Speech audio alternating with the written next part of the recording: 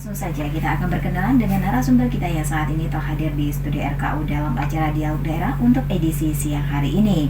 Dr. Sarifi, dokter umum di RSUD Sultan Muhammad Jamaluddin I. Assalamualaikum, selamat siang dok. Selamat siang Kak. Gimana kabarnya, sehat? Alhamdulillah sehat. Kemudian yang kedua ada Mbak Niwayan Sri Setiawati dari Dinas Kesehatan dan Keluarga Berencana. Gimana kabarnya, sehat? Sehat Mbak, selamat siang juga. Selamat siang buat pemirsa semuanya. Salam sehat untuk kita semua. Baik, seperti yang sudah diinformasikan bahwa tema yang kita bahas untuk edisi hari ini yaitu tentang kenali dan hapus stigma HIV/AIDS. Mungkin untuk mengawali jumpa kita, silakan ini Dr. Syarifi untuk memberikan penjelasan kepada masyarakat apa sih yang dimaksud dengan HIV/AIDS ini terlebih dahulu. Jadi yang pertama kita akan ngebahas dulu. Nah, untuk sebelum kita menghilangkan stigma HIV, kita harus tahu dulu dan kenali dulu apa itu HIV. Nah, HIV itu merupakan singkatan, jadi dia itu kepanjangan dari Human Immunodeficiency Virus. Nah, yaitu adalah virus yang menyerang sistem kekebalan tubuh manusia. Nah, kemudian selain HIV, ada yang namanya AIDS. Nah, AIDS itu apa? AIDS itu Acquired Immunodeficiency Syndrome, yaitu kumpulan gejala, nah di mana sistem imun yang menurun karena terkena oleh virus HIV. Nah, untuk yang HIV dan AIDS ini, dia itu berbeda. Kalau misalnya pasien yang sudah kena AIDS, sudah pasti kena HIV. Kalau yang HIV belum tentu kena AIDS. Nah, untuk HIV itu sendiri, dia perjalanan penyakitnya itu bisa panjang. Bisa tanpa gejala, bisa sampai 4-10 tahun tidak ada gejala. Karena dia hanya virus yang ada dalam tubuh tapi tidak menimbulkan gejala. Nah, untuk yang HIV-nya itu nanti dia ketika sudah bergejala, nah nanti ada beberapa yang gejalanya. Nah, untuk yang HIV-nya itu sendiri, nanti dia ada stadiumnya. Kalau misalnya stadium 1, nah itu asimptomatik. Nah, ini bisa tadi saya jelaskan sebelumnya, bisa 4-5 tahun tidak ada gejala. Nah, ketika misalnya virusnya itu masuk ke dalam tubuh manusia, nah bisa lewat hubungan seksual atau dari darah atau luka. Nah, setelah dia masuk ke dalam tubuh manusia, dia itu menyerang limfosit T atau CD4. Nah, itu limfosit T atau CD4 ini adalah sistem imun di dalam tubuh. HIV ini sendiri ya, ini apakah bisa diobati, dan bagi penderita HIV ini apakah bisa dikatakan akan sembuh total kalau misalnya dia minum obat secara teratur? HIV sendiri, nah kalau misalnya pengobatannya itu bisa. Jadi obatnya itu fungsinya adalah untuk mengenali virusnya. Ada juga obatnya yang berfungsi mencegah perbanyakan virusnya. Pasien tersebut bisa sembuh secara total? Dia tidak sembuh. Jadi ketika kita sudah terinfeksi, tubuhnya akan menetap di dalam tubuh. Nah, obatnya itu adalah untuk mencegah dia bergejala dan mempertahankan seumur hidupnya. Jadi maksudnya dia akan minum obat seumur hidup, tapi mencegah ke fase AIDS-nya. Sudah terkena HIV tapi belum terkena AIDS, ini apakah mereka bisa menularkan penyakit ini ke orang lain, misalnya orang-orang di sekitarnya, apalagi kalau misalnya orang tersebut sudah menikah dan mempunyai anak?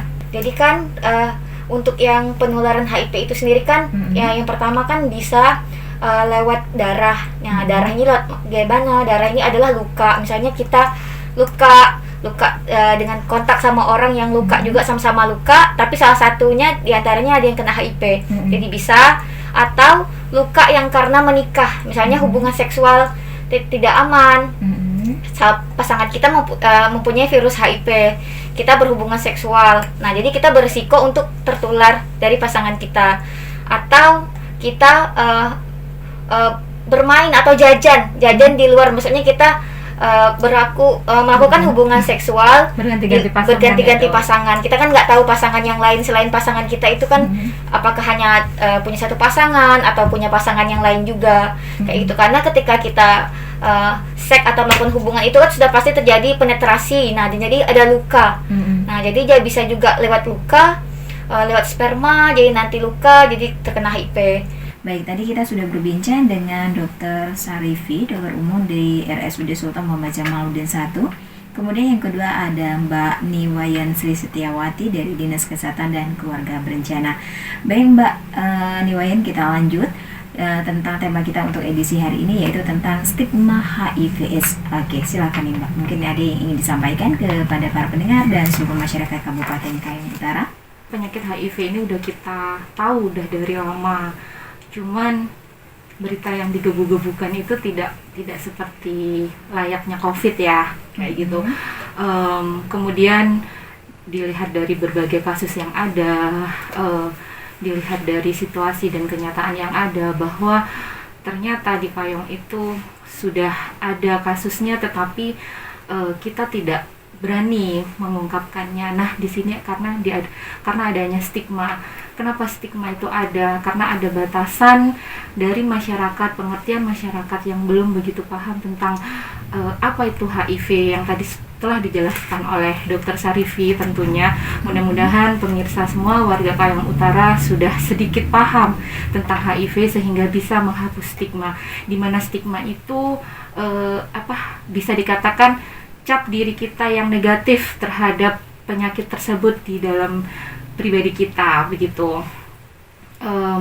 Jadi penderita ini merasa malu, merasa dikucilkan, merasa kotor, merasa tidak berdaya. Nah, dengan adanya siaran ini, kami dari Dinas Kesehatan juga dari RSUD SMJ 1 sangat mengharapkan sekali agar stigma itu dapat dihapus sedikit demi sedikit, sehingga penderita HIV dapat hidup layak di masyarakat Kabupaten Kayong Utara. Begitu, Mbak. Dinas Kesehatan sendiri apakah pernah melakukan sosialisasi kepada masyarakat ya untuk memberikan penjelasan kepada masyarakat tentang orang yang terkena penyakit HIV/AIDS ini sehingga mereka tidak terkena stigma masyarakat tadi? Kita sekarang sedang gencar-gencarnya lagi sangat berupaya untuk menghapus stigma ini, Mbak. Masalahnya gimana? Masalahnya dari kasus yang ada, benar-benar pasien tersebut tidak mau dipublikasi, tidak mau beradaptasi, begitu. Jadi Dinas Kesehatan ini merupakan PR besar bagi Dinas Kesehatan, khususnya untuk memberikan penyuluhan-penyuluhan terhadap warga bahwa HIV itu tidak boleh dikucilkan, HIV itu harus dirangkul, kita harus bersama-sama, karena dia juga punya hak untuk hidup layak seperti halnya yang lainnya, begitu. Dan penularan HIV itu sudah kita sosialisasikan juga melalui puskesmas yang ada di Kabupaten Kayong Utara, untuk memberikan sosialisasi kepada warga bahwa HIV itu penularannya tidak mudah dan HIV itu bukan suatu penyakit yang disebabkan hanya hubungan seksual saja, begitu. Tidak bisa dibilang karena HIV itu warga mengatakannya bahwa HIV itu adalah suatu penyakit yang kotor gitu. Tetapi pada nyatanya proses penularannya tidak hanya dari hubungan seksual saja, begitu, Mbak. Bisa dari orang tuanya, bisa dari pemakaian jarum suntik tersebut, begitu, yang sudah dijelaskan oleh Dr. Sarifi. Nah, dengan upaya-upaya yang kita lakukan ini, kami menghimbau dari Dinas Kesehatan agar warga mau sukarela memeriksakan dirinya, memeriksakan kesehatannya untuk melakukan screening HIV. Tujuannya apa? Tujuannya agar kita mendapat status bahwa kita sehat, kita sakit. Jika kita sakit, kita akan diobatin. Dan pengobatan untuk pasien HIV sudah ada di layanan di Rumah Sakit SMJ di Sukadana, dan itu semuanya gratis. Pemeriksaannya semua gratis, konselernya semua gratis, dan pasien akan akan dipermudah prosesnya. Baik, untuk selanjutnya kita ke Dr. Sarifi terlebih dahulu ya. Mungkin ada pesan-pesan yang ingin disampaikan kepada masyarakat, yang khususnya masyarakat Kabupaten Kayong Utara dan pendengar setia RKU terkait tentang stigma bagi penderita HIV/AIDS ini. Untuk pendengar setia radio KKU ya, jadi kalau misalnya ada teman-teman kita yang misalnya curhat ke kita, dia HIV, nah jadi jangan kita yang pikiran kita itu ketika menanggapi itu yang kita tanya, ini dapatnya dari mana, kamu dari ini, tapi yang kita tanyakan bagaimana perasaanmu, terus kita bisa tanyakan apakah kamu sudah mulai mencari pengobatan. Mungkin bisa kita tanya ke nakes, tenaga kesehatan, untuk apakah ini bisa penyembuhan dan yang lain-lainnya. Jadi kayak gitu, ketika ada teman curhat, jangan kita tanyakan bagaimana bisa tular, bagaimana bisa ini. Itu mungkin langkah-langkah yang bisa kita lakukan untuk mencegah stigma. Jadi kan biasanya mereka kan curhat kan sama temannya dekatnya. Jadi kita jangan tanyakan bagaimana dia tertular, tapi kita tanyakan bagaimana perasaan dia saat ini. Kayak gitu. Apakah sudah mencari bantuan, sudah mencari pengobatan, nah kayak gitu. Nah, kemudian bisa dampingi temannya untuk mencari tenaga kesehatan yang terdekat, atau bertanya dengan nakes tentang penyakit HIV kalau misalnya memang belum paham kayak gitu. Nah, kemudian terus bukan tugas kita untuk menghakimi teman kita kalau misalnya yang ada kena HIV ya. Maksudnya itu kan hidup dia, maksudnya urusan hidup dia. Tugas kita adalah mendukung, mensupport teman kita kalau misalnya ada teman kita yang terkena HIV yang cerita sama kita. Kayak gitu. Nah, terus untuk masyarakat pokoknya jangan takut, HIV ini tidak mudah untuk menular. Jadi bersalaman, tinggal serumah, berpelukan, berciuman, terus mandi, menggunakan tempat mandi yang sama, makan yang sama, itu tidak menular.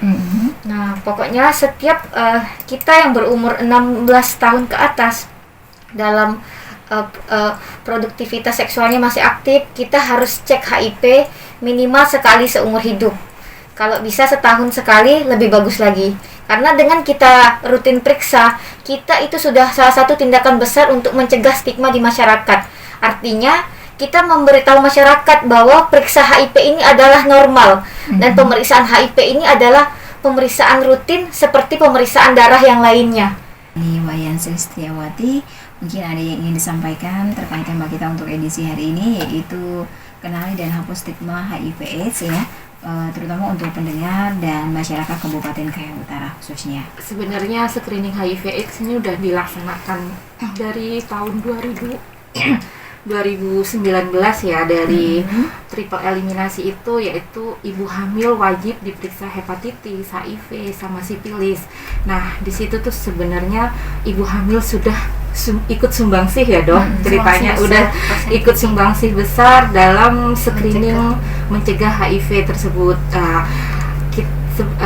Warga masyarakat lainnya seharusnya kita bisa contoh ibu-ibu hamil yang rela, berani untuk memeriksakan dirinya begitu.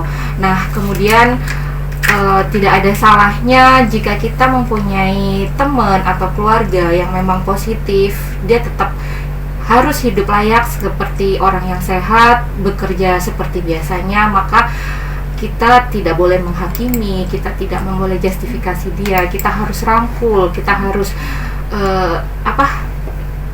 menyemangati agar dia bisa mempunyai kesempatan hidup lebih lama lagi begitu. Karena yang diserang ini adalah imunitas. Gimanapun pola pikir seseorang akan berpengaruh pada imunitas tersebut. Maka kami dari Dinas Kesehatan memohon kepada warga, apabila ada yang mengetahui, entah itu keluarga atau teman, jangan jauhi dia, justru ikut memeriksakan dirinya agar mencegah penularannya.